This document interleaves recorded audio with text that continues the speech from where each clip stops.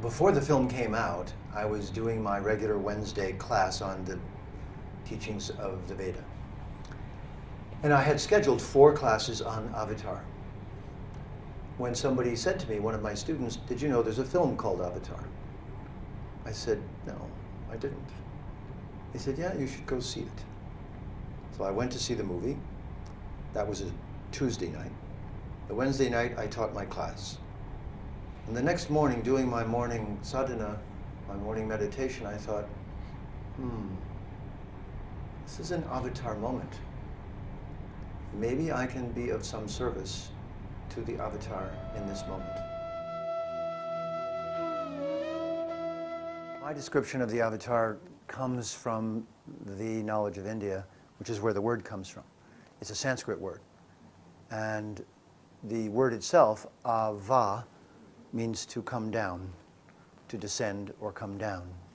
And tara means to heal, renew, refresh, and also to teach and to give the necessary, it's almost like bringing a medicine. So the concept of Avatara is that the divine comes down from the transcendental, comes into our world, and makes an appearance, brings a whole group of friends and other beings to let us know how to live on the earth in a sacred way, and who we really are, and where we come from, and what the divine really is about. There's 2 things. There's a special reason. So there's a problem in that moment in history that the Avatar is planning to work on. And then the deeper reason is to leave behind a series of teachings so that we have the tools for problem solving later on in history. Because the problem that the Avatar is solving at one moment in history will be similar to the problems we'll face later on. So the Bhagavad Gita was given by Sri Krishna when he was an Avatar. And the Bhagavad Gita is a book for problem solving. So the teachings in the book are useful no matter what time in history you're in. Think of the Avatar as a film director who's making a big movie, so no one will forget the story. So we call it the Mahabharata and the Ramayana. So these big stories have not been forgotten because they embodied all of the important human qualities, all of the loves, all the problems, all the frustrations, all the issues that we could deal with in our life.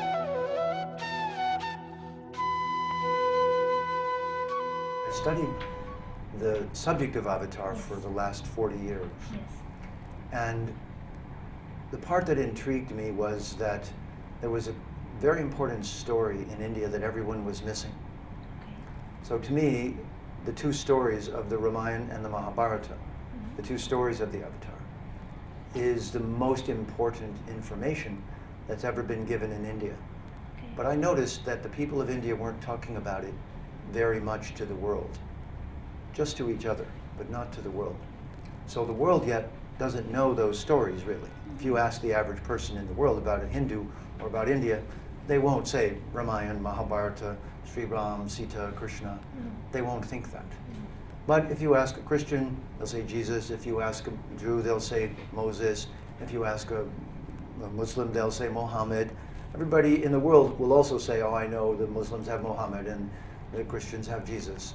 But again, they won't say, oh, and the Hindus have Sri Ram and Sri Krishna, or Sita and Lakshmi, or they won't understand these ideas. So when I saw James Cameron call his film Avatar, I thought, this is an Avatar moment. This is a moment when the world is going to know the word Avatar, but they're not going to know what it really means. So it's the perfect moment for me, who've been studying the Avatar story for 40 years, to bring that story to the world and to give them those teachings. And I saw that James Cameron had woven knowledge from India and other indigenous cultures into his film.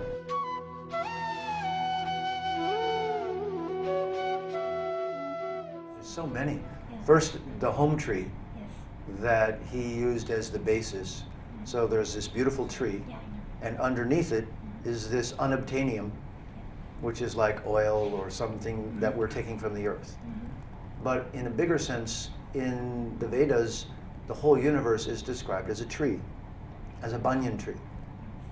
So the tree, many cultures have described this image, that the whole universe is this huge tree with its roots upward and its branches downward. That this world is a reflection of the transcendental world, which is a tree, and then this world is a tree, and you have to find the root of the tree. So Home Tree in the movie was a beautiful image taken right out of the Veda. And so then the idea that if you tear this tree down, you take the things out of the ground just for a few moments to get some wealth, and you destroy the world. So it's a beautiful image for what the battle of the Mahabharata was about, or Ravana and Ram, when you're fighting for Dharma. In the film Avatar, and in the Indian culture, and in many indigenous cultures, the female and the male were seen as divine images. So you look at the male and say, ah, Shivaji, ah, Durgaji. So this way, we don't just look at the person as their body, and we don't just look from the outside and exploit them. We look at them as a representation of something divine. And this makes a more balanced culture. And so this leads to another point in Cameron's film, which is wise elders. Wise elders. Wise elders are very important. And in the film, both male and female wise elders were shown in the Navi. And this is, of course, a very important part of India and other indigenous cultures again. Exactly, that like the messages that wise elders give to the next generation.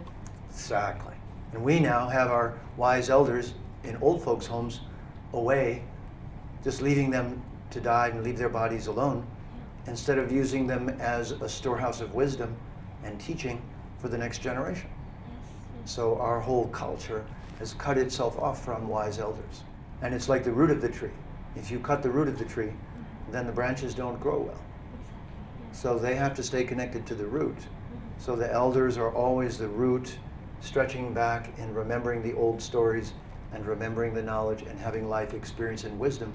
So they keep the young people in balance by remembering what has come before, and then the young people are the promise of the future. Yes.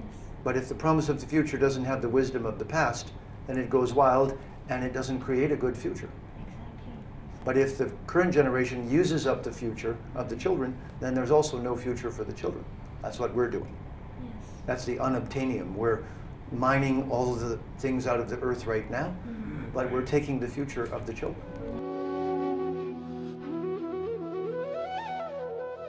The two full avatars are the ones about whom the Ramayana and the Mahabharata were written. Yes.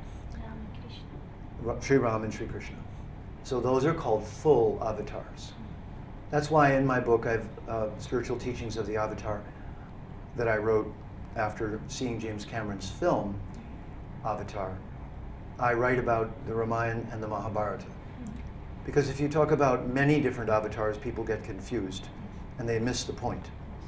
The most important point is that the avatar comes to Earth to give us teachings that tell us how to cooperate with each other, how to live on the planet. And that's why in the book I described this world as a university.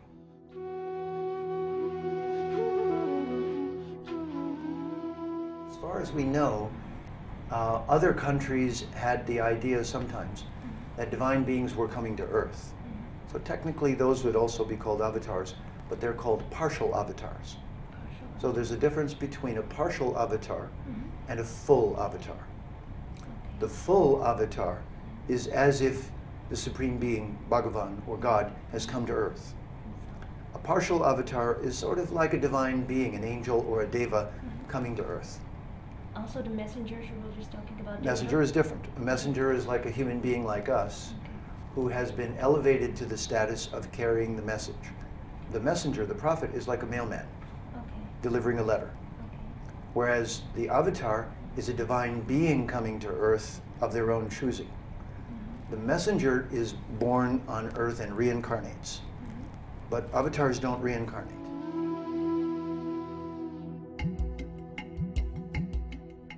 If you know somebody in a business setting, as a CEO of a company, then you may know many parts of their life. You may even be their friend or their employee, but you don't know all the secrets of their life. And they wouldn't take you home and tell you all their secrets. So if the Supreme Being comes to Earth, sometimes it's as a king, and it's keeping you a little bit at a distance, showing you how to do things in a right way, but you don't get all the inside information. So when Sri Ram appeared on Earth, that was the case. He gave out some of the secrets. He taught Dharma, he showed people how to live, he showed a perfect king, and Sita showed a perfect queen. They did this particular lila, teaching. When Sri Krishna came, he gave out more secrets, more intimate knowledge, and he took you behind the scenes with the gopis in Vrindavan, in the various places. So he gave even a more secret understanding of the relationship between the souls and the Supreme Being.